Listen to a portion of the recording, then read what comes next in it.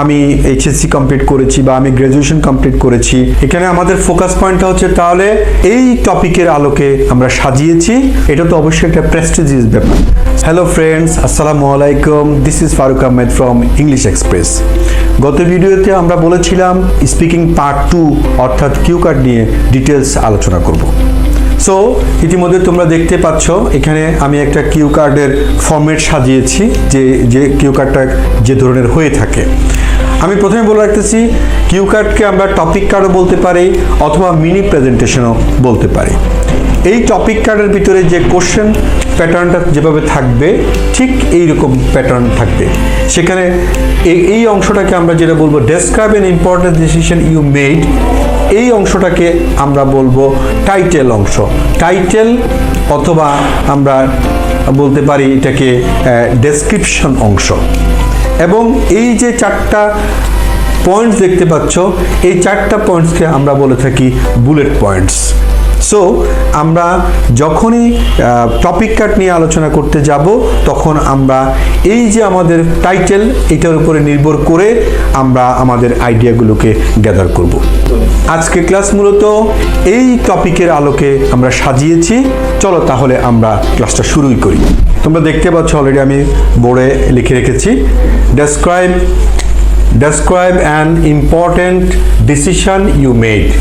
এখানে আমাদের ফোকাস পয়েন্টটা হচ্ছে তাহলে ইম্পর্টেন্ট ডিসিশন, এটা হচ্ছে আমাদের ফোকাস পয়েন্ট, যে আমরা মূলত আলোচনা করব ইম্পর্টেন্ট ডিসিশন নিয়ে, যেটা আমি নিয়েছিলাম।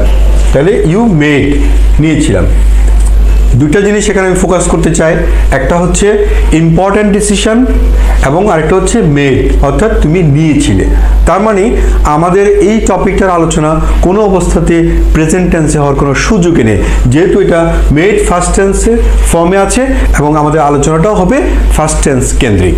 এই জিনিসটা খেয়াল রাখতে হবে। অনেকে এই জিনিসটা ভুল করে ফেলে যে ডিসিশন দেখেছে, ইম্পর্টেন্ট ডিসিশন নিয়ে আলোচনা শুরু হয়ে গেছে, কিন্তু এটা খেয়াল করেনি যে মূলত ডিসিশনটা নিয়েছিলাম ওইটা নিয়ে আমাদেরকে আলোচনা করতে হবে। যে ডিসিশনটা অলরেডি আমার নেওয়া হয়ে গেছে আগেই, ওইটা নিয়ে আমাকে আলোচনা করতে হবে, সেটা আমরা অনেকে খেয়ালই করি না। আমরা শুরু করে দিই একটা ইম্পর্টেন্ট ডিসিশন নিয়ে।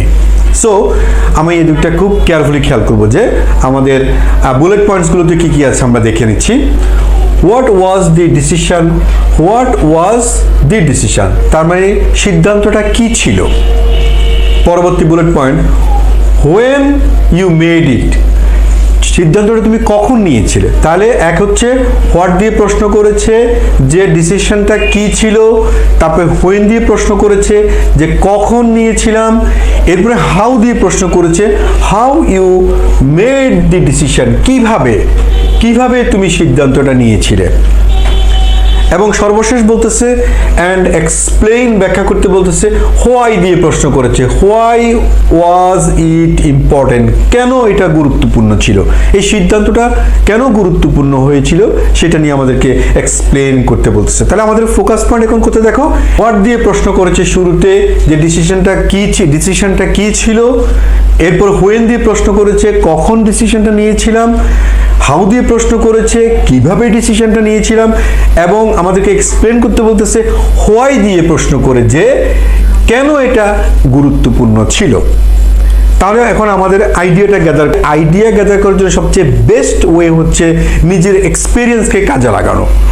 অর্থাৎ এখানে যদি নিজের এক্সপিরিয়েন্সকে কাজে লাগাতে চাই, আমি কি ইম্পর্টেন্ট ডিসিশনের কথা যেহেতু আসছে, আমি কি আমার এই হোল লাইফে কখনো কোনো গুরুত্বপূর্ণ সিদ্ধান্ত নিই নেই, আমি সেই ফোকাসটা চিন্তা করে যে হ্যাঁ আমি আমার এই লাইফে অনেকগুলো গুরুত্বপূর্ণ সিদ্ধান্ত নিয়েছি, তাহলে সেইখান থেকে একটা অন্ততপক্ষে গুরুত্বপূর্ণ সিদ্ধান্তকে আমি আমার এই টপিক কার্ডের আলোচনাতে কাজে লাগাতে পারি। এইটাই হচ্ছে সবচেয়ে বেস্ট ওয়ে আইডিয়া গ্যাদার করার জন্য। এর চেয়ে বেস্ট ওয়ে আর হতেই পারে না। আর যদি কোনো অবস্থাতে আমি যদি মনে করি যে আমি যতগুলো সিদ্ধান্ত নিয়েছিলাম আমার সবগুলো সিদ্ধান্ত আমার এই মুহূর্তে মনে আসছে না, বা আফসা মনে আসতেছে, বা আমি হয়তো ওভাবে আইডিয়া গ্যাদার করতে পারছি না, তখন আমরা কি করব, একটা ইমাজিনারি স্টোরির আশ্রয় নিয়ে নেব। ইমাজিনারি স্টোরি মানে হচ্ছে কি, যে আসলে ওই ধরনের কোনো সিদ্ধান্ত আমি কখনো নিই নাই, কিন্তু আমাকে টপিকের আলোচনার স্বার্থে ওই গল্পটা এক্সামিনারের সামনে বলতে হচ্ছে।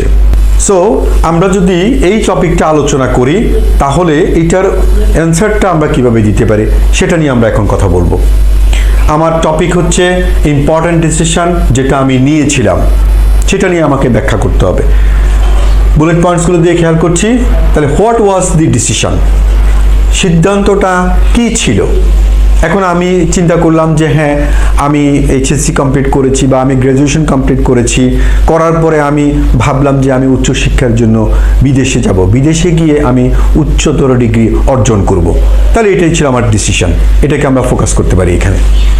এরপর আমরা যদি বলি হোয়েন ইউ মেড ইট, এই সিদ্ধান্তটা তুমি কখন নিয়েছিলে, তাহলে এটা ওই কথাটার সাথে লিঙ্ক দিয়ে চলে আসে। আমার এইচএসসি রেজাল্ট পাবলিশ হওয়ার পরই আমি এই সিদ্ধান্তটা নিয়েছিলাম, এটা বলতে পারি, অথবা আমার গ্র্যাজুয়েশন শেষ হওয়ার পরই আমি এই সিদ্ধান্তটা নিয়েছিলাম। এইভাবে আমি এটাকে ফোকাস করতে পারি। ওকে, এরপরে যদি আমরা বলি how you made the decision, তুমি এই সিদ্ধান্তটা কীভাবে নিয়েছিলে, তখন আমরা বলতে পারি যে হ্যাঁ, আমি আমার প্যারেন্টসের সাথে বসে আলোচনার মাধ্যমে এই সিদ্ধান্তটা নিয়েছিলাম যে আমি উচ্চশিক্ষার জন্য বিদেশে যাব। And explain why was it important, হ্যাঁ এটা এত গুরুত্বপূর্ণ কেন ছিল? অফকোর্স এটা তো গুরুত্বপূর্ণ হওয়ারই কথা। এই সিদ্ধান্তটা তো একটা ভাইটাল সিদ্ধান্ত যে একটা ক্যান্ডিডেটস উচ্চশিক্ষার জন্য উন্নত বিশ্বে যাবে, সেখানে উন্নত মানের বিশ্ববিদ্যালয় থেকে সে ডিগ্রি অর্জন করবে, এটা তো অবশ্যই একটা প্রেস্টিজিয়াস ব্যাপার। সো এই সিদ্ধান্তটা অবশ্যই একটা গুরুত্বপূর্ণ সিদ্ধান্ত হতেই পারে। এবং তার কেরিয়ার ব্যাপার রয়েছে, উন্নত বিশ্ব থেকে যখন সে একটা উচ্চতর ডিগ্রি নিয়ে আসবে, সেখানে তার কেরিয়ারটা অনেক আপগ্রেড হয়ে যাবে এবং তার লাইফস্টাইলটা অনেক চেঞ্জ হয়ে যাবে।